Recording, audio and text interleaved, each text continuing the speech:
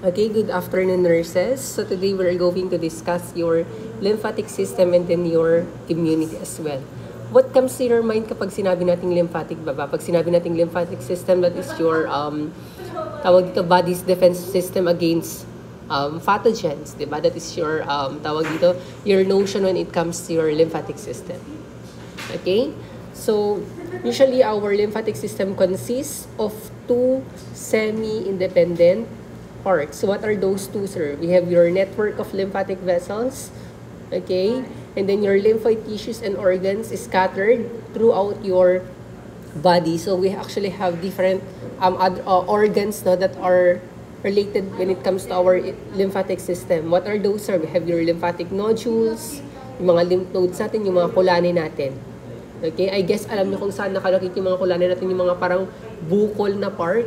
Okay, so whenever na nagkakaroon tayo ng sakit, nagkakaroon tayo ng inflammatory response to invading microorganism, parang lumalaki sila, di ba? Kasi nga nagkakaroon ng mas madaming accumulation of your in your lymphatic ducts or into your nodules and even with your nodes. Okay, and also we have here your tonsils. I know familiar kayo sa ating mga tonsils na that are located in your mouth, in your oral cavity. Okay. And they're in your spleen as well. Your spleen, aside sa kanilang function to, tawag dito, wherein dyan pumupunta no, yung ating mga iba't ibang distracted na red blood cells, they also have functions that are related when it comes to your immune system or with your lymphatic system in general. Okay? And then last will be your thymus gland. Your thymus gland is located beneath your sternum. Nandiyan lang yan. Okay? So, let's start with your, para malaman natin, no, di ba, yung fluid that are running into your lymphatic capillaries or into your vessels, no, they are called your lymph. Always remember that one. They are called your lymph. Okay, wherein they are there are once interstitial fluid that has already entered your lymphatic vessels. So, sa katawan natin, di ba, kapag nagkaroon ng accumulation of fluid in your, tawag dito, in your interstitial space or sa labas or in between of your cells, kapag masyadong madami, dapat kailangan nating maibalik yan intravascular or sa loob sa ating blood vessels para ibalik niya yan into our heart. Okay?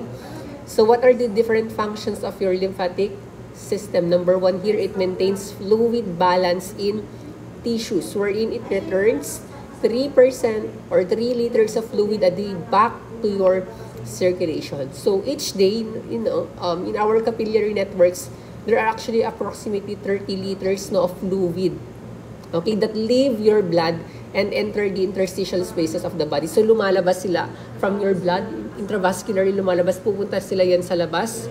That's what you call your interstitial space of your body. Okay, however, no, only 27 liter of that fluid return to the blood from the interstitial space. So, ibabalik yan, pero kulang siya. Hindi siya buong 30 liters, so 27 liter. So, sir, saan napunta yung 3 liters no, of fluid will be remain in your interstitial fluid? Kapag gano'n, nagkaroon ng accumulation no, ng ating fluid in our interstitial space, ano magiging effect nun sa atin? Magkakaroon ka ng edema. Wherein dapat, lahat sana, or approximately, most of the fluid na lumabas, dapat kailangan niyang ibalik yan intravascularly or sa loob ng ating circulation. Okay? So, next naman tayo, number 2, it absorbs your fats, okay, from the small intestine. Okay? So, wherein, in your, tawag dito, in your small intestine, meron po nakakonect dyan na ating mga lymph vessels dyan.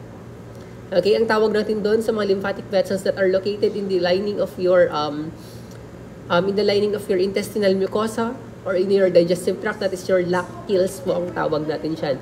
That is your lacteals. Always remember that. That is your lacteals. Wherein, alam naman natin, ang ating mga fats, ang ating mga lipids, they are not water-soluble. Ibig sabihin, if they're not water-soluble, they cannot penetrate.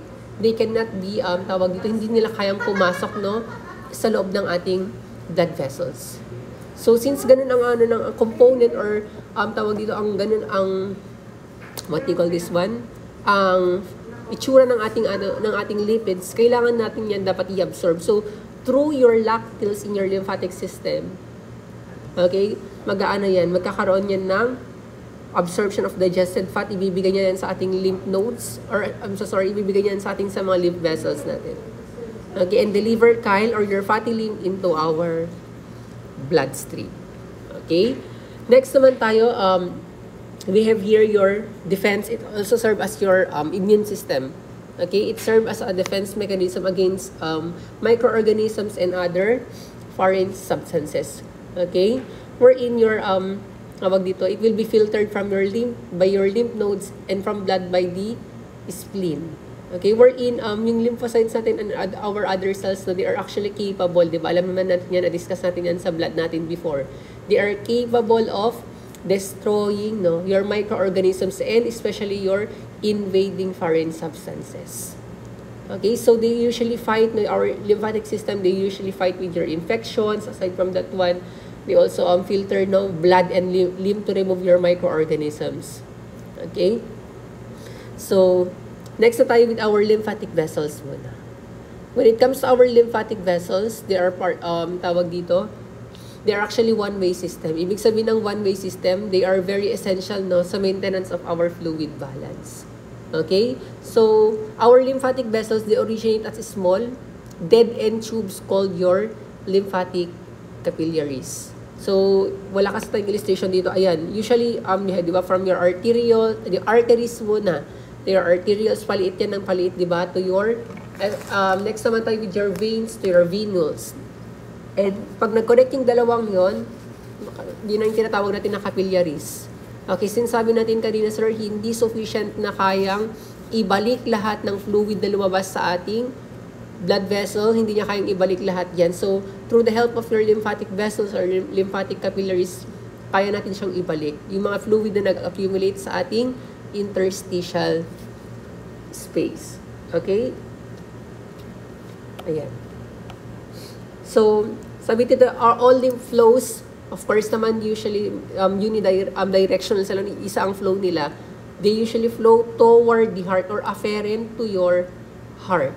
Okay, and then your lymph vessels include your microscopic, permeable. Always remember that one. So, mas maganda ang kanilang permeability compared sa ating mga normal na blood vessels natin, like your capillaries. Okay? Kasi nga, kaya nilang itawag dito, mag-absorb ng fats natin. Diba sabi natin kapag fats yan, they are not water soluble, so hindi nila kayang mag-penetrate sa ating mga normal na blood vessels. But then through your lymphatic vessels, dun sila na-absorb. Okay, para ma-deliver pa rin yun sa ating bloodstream. Okay? And then, they also have ducts. Okay? Meron silang ducts wherein dun sila nagkakaroon ng secretion. Okay? And then, your lymphatic capillaries muna. Ayan, paano kasi yan palaki naman, from your lymphatic capillaries to your trunk, ganyan yan eh. And to your lymphatic vessels hanggang sa mismong ducts kung saan sila mag-accumulate or kung saan sila masesecrete. Okay?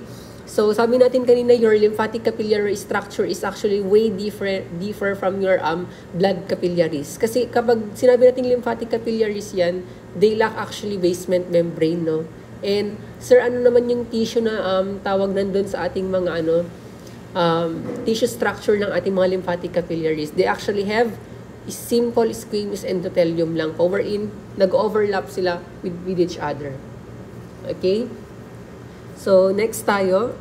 Ayan, this is your lymphatic system. What are the different organs related to your, or indicated in your lymphatic system? We have your tonsils, that is in your oral cavity, no? Your cervical lymph node. Okay, alam ko yan yung palagi yung nakakapa kapag nagkakaroon kayo ng inflammatory response. Your right lymphatic duct, your thoracic duct, that's actually the two region of your lymphatic system. Your thymus, your axillary lymph node sa may kilikili yan, your subclavian veins. Where in your subclavian veins, pag combine mo yan left and right, they will form your inferior vena cava. Okay? And then also we have your mammary plexus. Pansin natin sa may breast natin, dyan nagkakaroon ng kung bakit nagkakaroon tayo ng formation of your tawag dito, or secretion of your breast milk. Okay? And then your intestinal lymph node, yung sinasabi natin kanina, wherein tawag dito, sa part na to mas nagkakaroon ng secretion ng ating mga fats. Nagkakaroon ng absorption ng ating fat through our lymphatic vessels that are connected into your intestinal wall. Okay? And also we have here your spleen, ano pa, your lacteals in your intestinal wall, yung sinasabi ko a while ago, and then your bone marrow as well, and last will be your inguinal or sa may, ano yan, inguinal, sa malapit sa may singit yan. Okay? Ayan. So, next na tayo. Ayan, your lymphatic capillaries, they are similar to blood vessels, but with modifications. Yung sinasabi ko a while ago. They are very permeable, they loosely join endothelial mini-valves. Ibig sabihin, meron silang valves. Bakit sila nagkakaroon ng valves, sir? Para hindi magkaroon ng, for example, na-absorb na natin yung ating fluid from your interstitial space. Sabi natin kanina, unilateral, unidirectional ang flow nila. Of course, para hindi sila pabalik-balik, para hindi magkaroon ng regurgitation, kailangan nila ng valves na as it will serve as a gate para mag-close yan. For example, nagkaroon ng flowing of your lymphs, hindi na sila babalik-balik, hindi sila mag-backflow because of your mini valves na sinasabi natin kanina. And then they can actually withstand interstitial pressure and remain open as well. Di ba meron tayong involved na mga natin dyan, di ba? We have your hydrostatic pressure as well as your osmotic pressure. And they are joined to form your lymphatic vessels. Pag pinag-combine mo yung capillaries natin, they will actually form your lymphatic vessels. And then, eventually, kapag collection na ng ating or tawag dito, all together of your lymphatic vessels, you will form actually a ducts. Diba? Yun yung na-discuss natin kanina. Okay? So, your lymphatic vessels have valves that ensure one-way flow of your lymph. Yun yung sinasabi ko kanina dito. Okay? And your lymph is being moved. Sabi natin kanina, wala silang sariling walang sariling nagpapump para magkaroon ng flow of your lymph. So, paano nangyayari, sir? Bakit pa rin nagkakaroon ng movement? It is because of the contraction, not by your heart, but it is because of your lymphatic vessels, smooth muscles. So, in your lining of your lymphatic vessels, meron silang smooth vessels yan.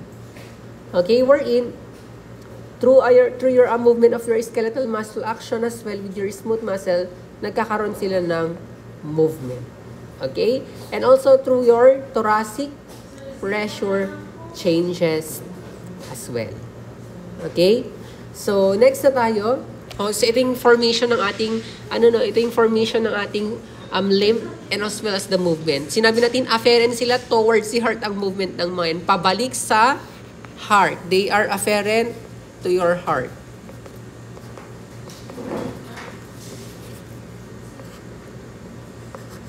Okay. So, ayan, nakikita natin dito, these are your tissue cells, no? We have here your arterioles from the heart that carries your oxygenated, no? And also as well as with your venules that carries your deoxygenated. And then, in between of these two blood vessels, it will form definitely your capillaries. Itong mga violet ito, these are your capillaries. Okay? So, sabi natin kanina, sir, hindi sufficient, hindi enough na kayang i-draw back to your intravascular spaces or sa ating blood circulation ang mga fluid na nag-leak from this one. So, we have here itong green na to, this is the illustration. This illustrates your lymphatic vessels. Naintindihan natin? So, ito na yung, yung itsura niya kapag, okay? They are just overlapping epithelial cells. Medyo mas manipis siya. And then, ito yung tinatawag nating mga valve, no, nag-open, no, para yung mismong movement ng ating lymph, paganyan lang. Unidirectional. Okay?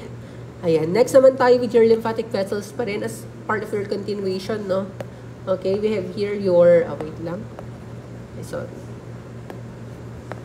Ayan. So, we have here your lymphatic vessels. Pag sinabi natin lymphatic vessels, your lymph is being delivered into two large trunks. Okay? They're delivered into one of the two large trunks. We have actually your right lymphatic duct and then your thoracic duct. Pag sinabi nating right lymphatic duct yan, yung right lymphatic duct, saan ba nagkakaroon ng draining of your fluids? They usually drain your right upper arm. Dito lang yan. Sa right upper arm, sa right side of the head as well, and then your thorax as well. Dito yan. Sa konti lang yung nila. Diba? Compared, pag sinabi nating thoracic duct yan, they arises from cisterna chyli and drains the rest of the body already. So, dito, lahat na yan. Except from this part. Yan ang drain lang ang ating right lymphatic duct. So, these are the two, tawag dito, division, no, or the regions of your lymphatic system. The right lymphatic duct and then your thoracic duct. Okay? Next tayo, when it comes to your lymphatic duct, no, your lymphatic duct usually, it joins your, it joins your right thoracic vein dito na part. And then, these trunks usually drain your lymph from your right side of the head. Sabi natin kanina, ulitin natin. Upper right limb, and then your right thorax. Okay? Ayan. Next tayo with your lymphatic tissue naman ba tayo? When it comes to your lymphatic tissue, no, this reticular connective tissue contains lymphocytes and other cells. And they are being surrounded by your capsule. We have already your, sinabi natin kanina, yung mga kulani natin, no? Like your lymph nodes and even with your organs na spleen and your thymus as well. Okay? And they can be non-encapsulated naman kapag wala silang nakasurround na parang capsule. We have your lymphatic tissue, your lymphatic nodules, and then your tonsils as well.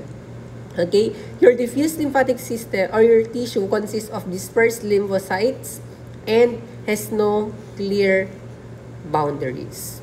Okay, and so always remember ha, ang ating mga lymphatic tissue in our body, they may be or may not be separated from other tissues by a connective tissue gland. Yun na yung mga natin, yung mga capsule na tinatawag natin.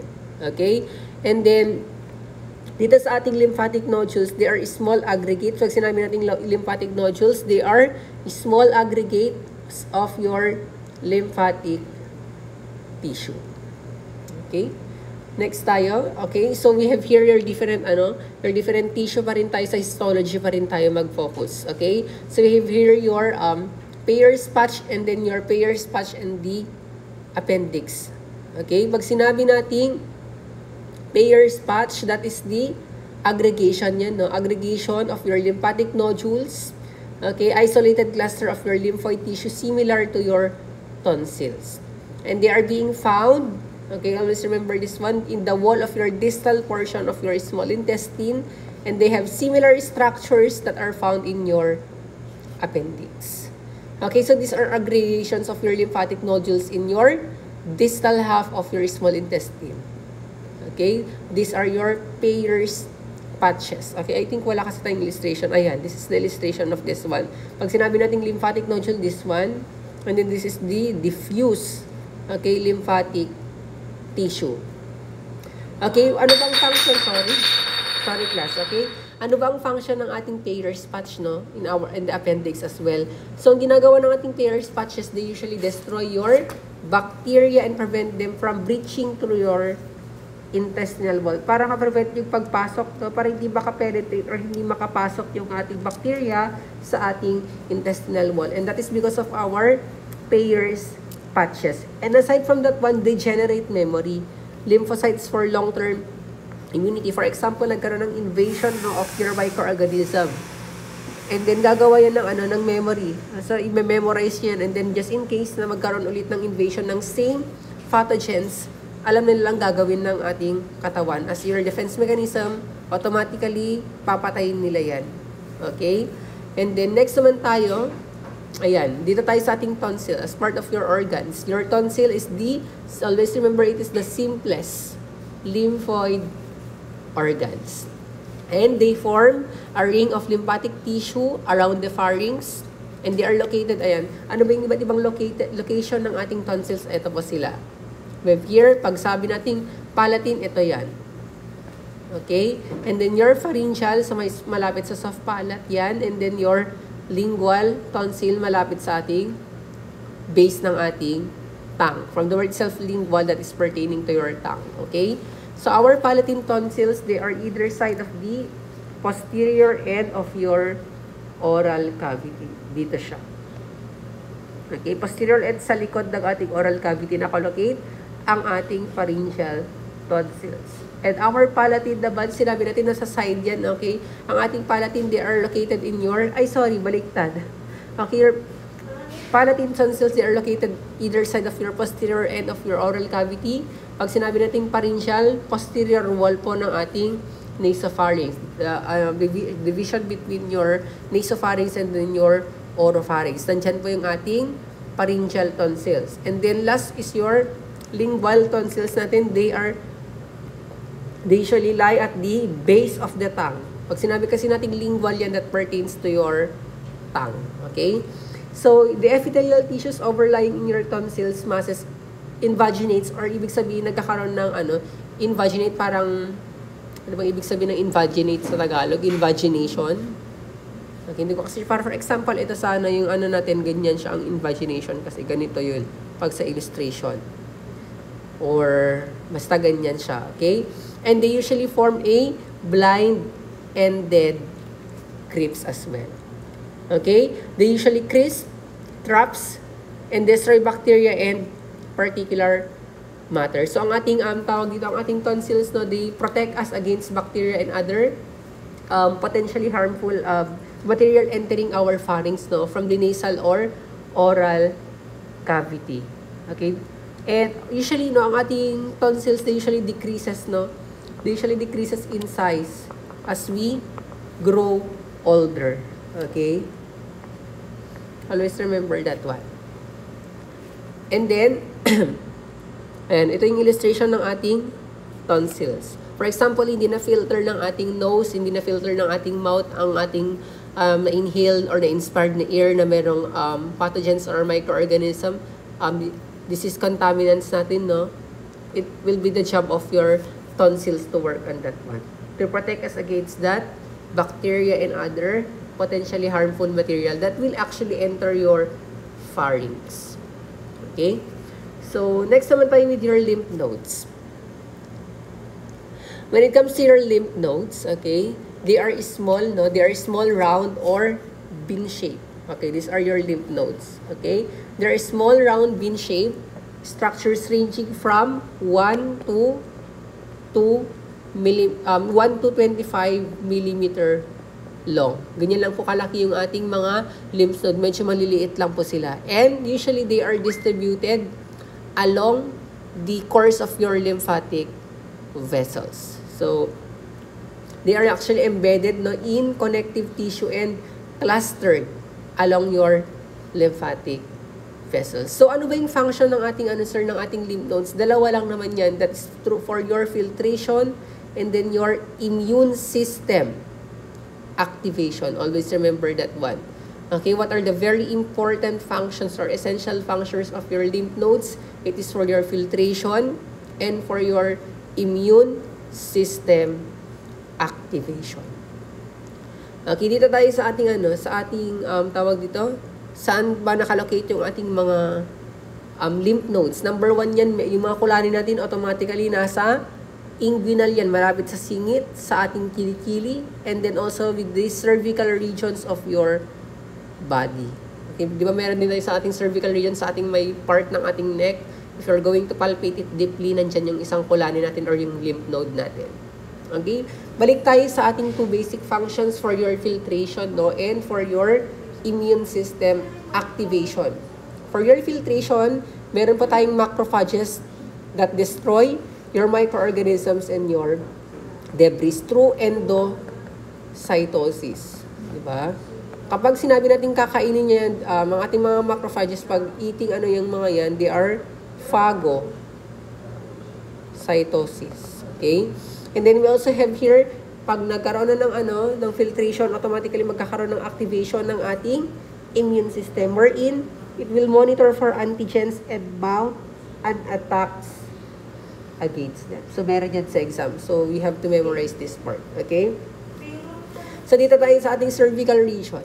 Wait lang, class.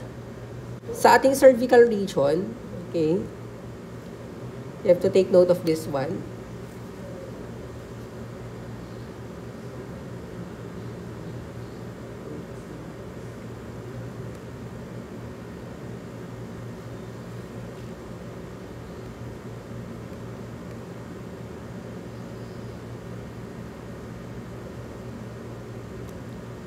Okay. Sa ating cervical region, class, tandaan natin ha, sa ating cervical, wait lang.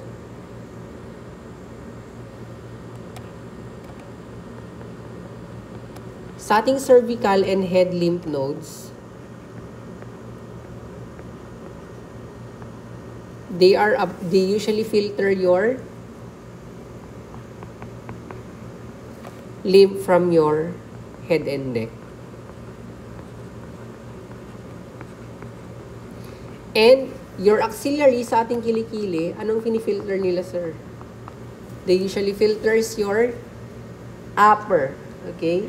Upper, sorry class, left-handed kasi ako kaya mahirap. Upper limbs and your superficial thorax.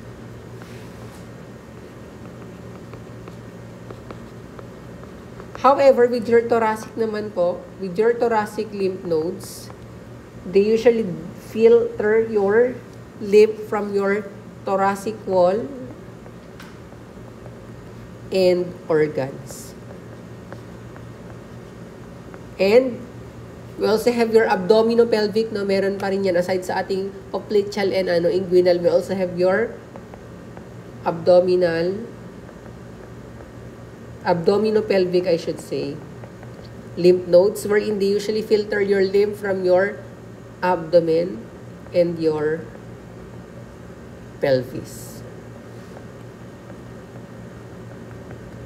And last but not the least, we have your inguinal and your popliteal lymph nodes, wherein they usually filter your lymph nodes from your lower limbs and superficial pelvis. Okay, so always remember this one, yung mga iba't ibang types or location ng ating mga lymph nodes. Okay?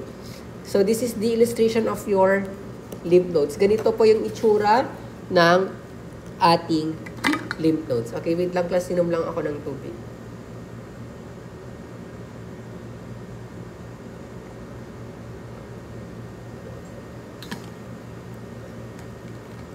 So, yung ating lymph nodes, dalawa yan. Merong dalawang part yan. We have your cortex and then your medulla.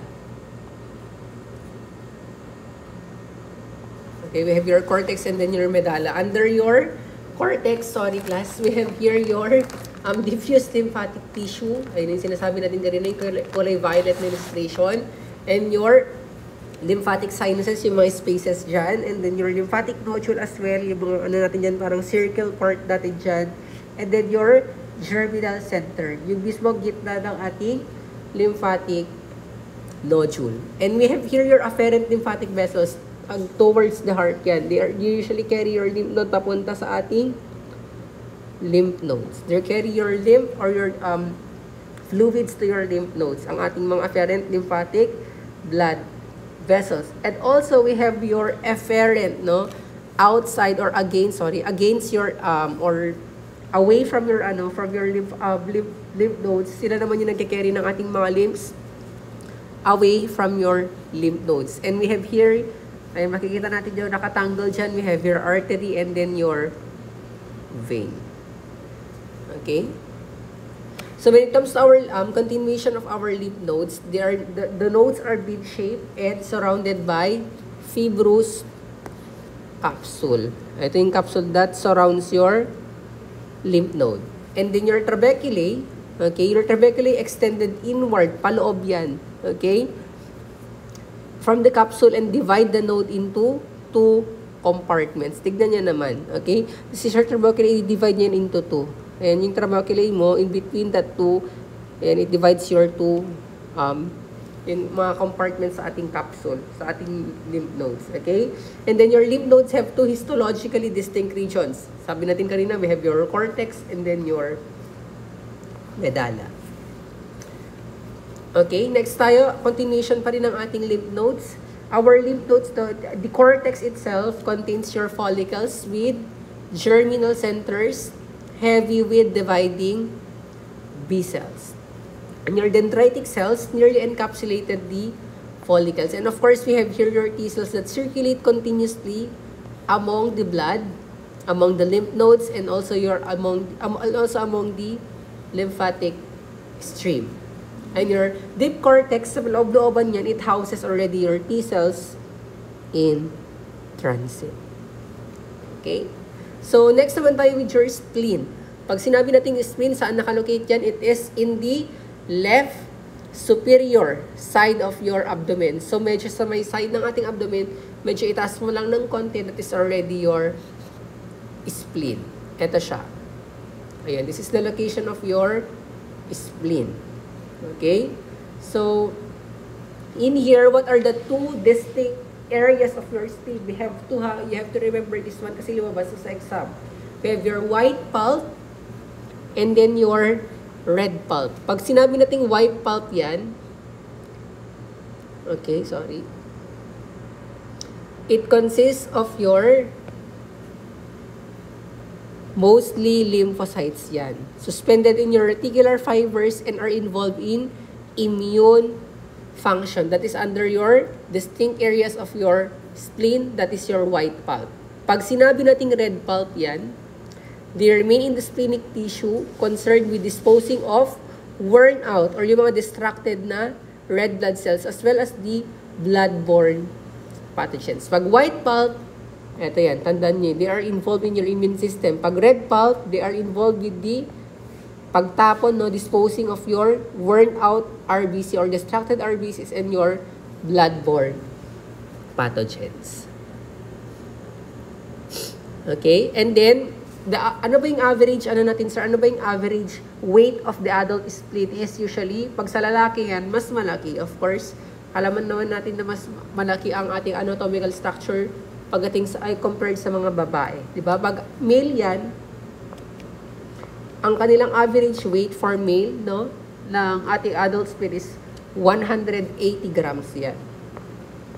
Kapag babae yan, bawasan mo lang ng 40 gram, 140 grams naman pa sa kanila. Okay? Usually, the size and the weight of your spleen, no, nakadepende yan, no? Dapat nagdi-decrease yan as you grow older. But then, kapag nagkaroon ka ng certain diseases wherein it involves your spleen, pwedeng lumaki yan. That is already your term na splenomegaly. Okay? Kapag umabot na yan ng more than 2,000 grams, that is already abnormal. Okay? So, for example, 50% of the individuals who have infectious, no, or mononucleus, no, develop an enlarged spleen, ibig sabihin na maraming red blood cells na nasisira. Okay? And usually, magre-reduce lang ng yan, ng size kapag following the infection. Okay? So, sabi natin dito, the spleen is a limited reservoir for blood. Okay? So, yan, we have here your itsura ng spleen natin kapag pinalapit natin. We have actually your different surfaces. Okay? We have here your gastric, your renal surfaces. Okay, of course, meron tayong blood vessels yan. We have your splenic artery and then your splenic vein. And then this part, this is called your hilum or hilum. Okay? So, una, di ba, it branches from your splenic artery. They are surrounded with diffuse lymphatic tissue dito. These are your diffuse lymphatic tissue. And then an arteriole enters the lymphatic nodule and divides. This is your arteriole, papasok yan sa ating sa ating spleen, magdi-divide yan into different parts. Ilan yung na-divided? They are subdivided into 1, 2, 3, 4, 5. Okay? And then few capillaries directly connect to the venous sinus. These are your venous sinus as part of your red pulp. Magko-connect yan yung mga ating capillaries na nag-originate from your arterioles. Okay? And then the ends of most capillaries are being separated from the beginning of the venous sinuses by small gap. Blood rapidly crosses the gap as well. Okay? And then some capillaries empty into the splenic cords dito na part. Okay? Then sila nag-empty. And then nagkakaroon ng percolation of your blood through your splenic cords and passes through your walls and then your venous sinuses. And then next, last, it will be the venous sinuses connect to a branch of your splenic vein. So, dyan na yung connection. This is your splenic vein. Ayan, nagkakaroon sila ng connection together with your venous sinuses. Okay, so next organ naman tayo is your thymus naman pa tayo. Your thymus gland. Okay, your thymus gland is a bilobe. Okay, bilobe organ that secretes your hormones, particularly your thymosin and your thymopoietin that cause your T lymphocytes to become immunocompetent. Okay?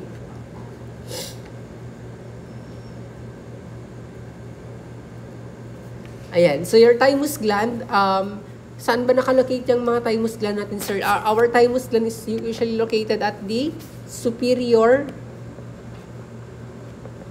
mediastinum, sorry.